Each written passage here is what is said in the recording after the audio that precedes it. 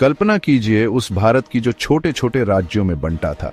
हर राज्य की अपनी सीमा, अपना राजा, अपने नियम। इसी उथल पुथल के बीच मगध की धरती से मौर्य राजवंश का उदय हुआ, जिसने भारत को एक सूत्र में पिरोने का सपना देखा और उसे सच कर दिखाया। ये सिर्फ राजाओं और युद्धों की कहानी नहीं, बल्कि भारत की आत्मा के बनने और बिखरने की, और फिर उसी राख से उठकर एक नई पहचान बनाने की कहानी है।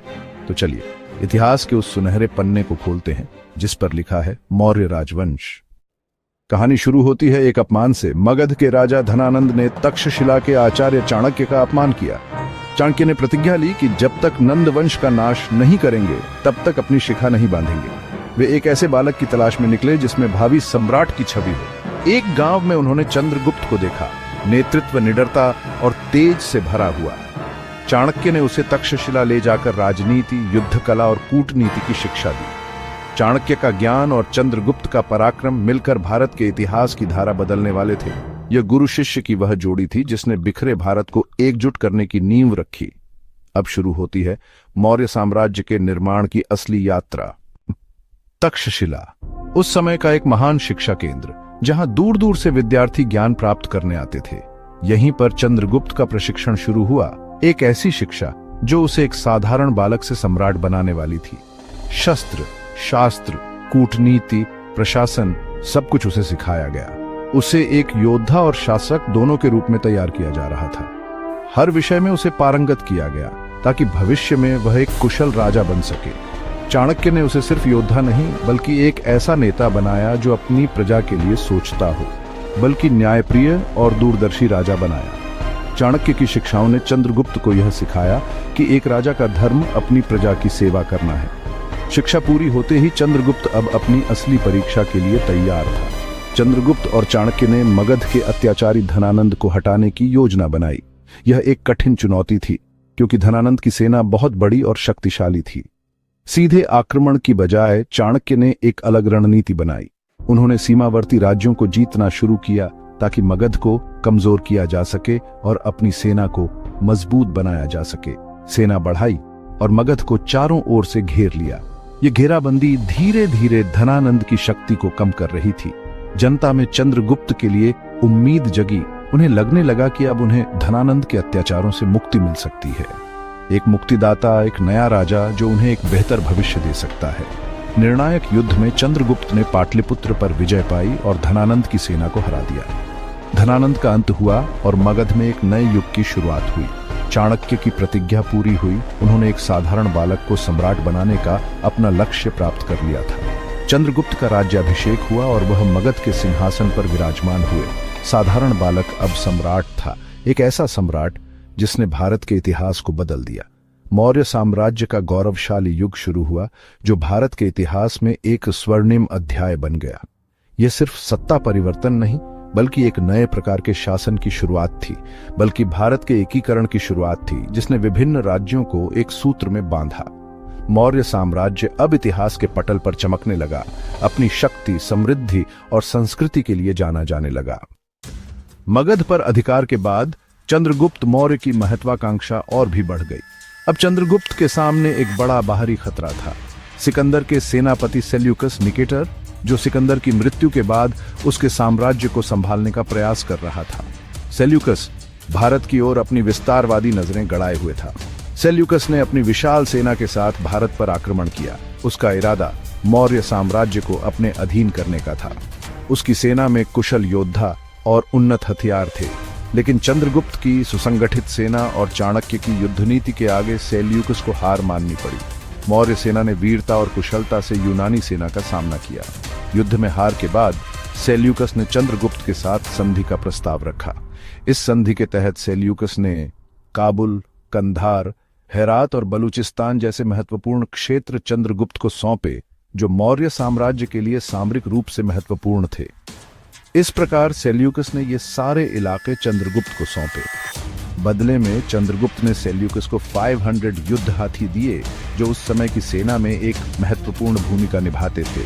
इसके अतिरिक्त दोनों साम्राज्यों के बीच शांति और मित्रता को मजबूत करने के लिए चंद्रगुप्त ने सेल्यूकस की पुत्री हेलेना से विवाह किया। यह भारत का पहला अंतर्राष्ट्रीय विवाह था। जिसने दो शक्तिशाली साम्राज्यों के बीच संबंधों को और भी प्रगाढ़ किया। इस विवाह ने न केवल राजनीतिक संबंध स्थापित किए, बल्कि दोनों सभ्यताओं को करीब लाया और सांस्कृतिक आदान प्रदान को बढ़ावा दिया।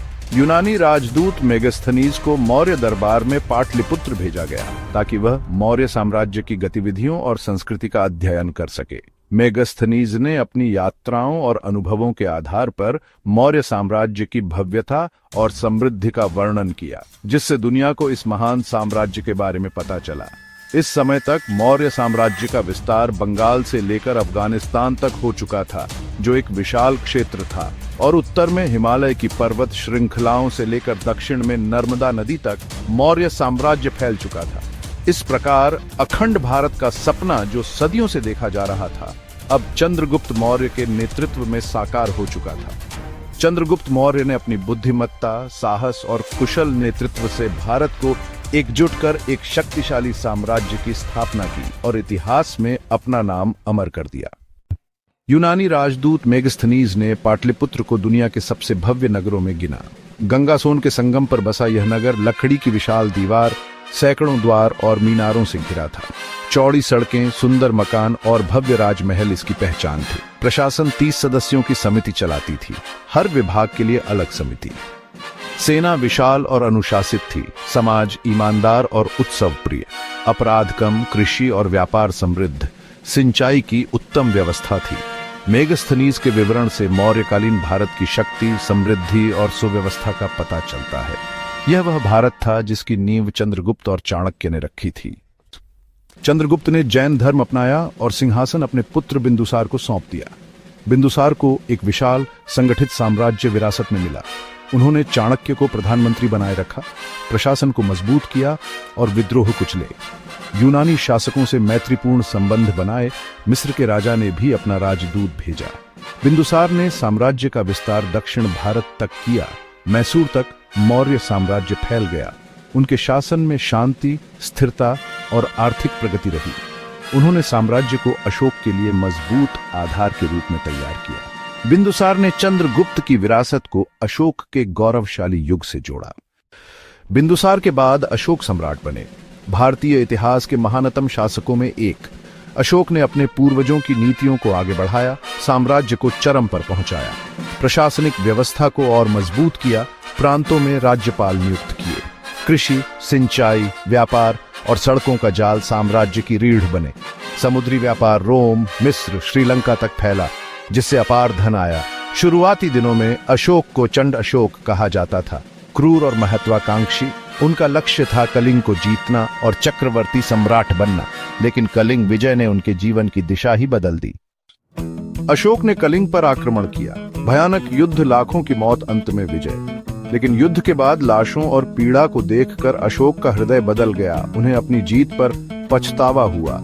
इतनी बड़ी मानवीय त्रासदी के लिए उन्होंने प्रतिज्ञा ली, अब कभी युद्ध नहीं, अब केवल शांति और धर्म का मार्ग। अशोक ने बौद्ध धर्म अपनाया, लेकिन किसी पर थोपा नहीं। उन्होंने धम्म की अवधारणा दी, अहिंसा, करुणा, सभी धर्मों का सम्मान। अपने संदेश को पत्थर के स्तंभों और चट्टानों पर खुदवाया।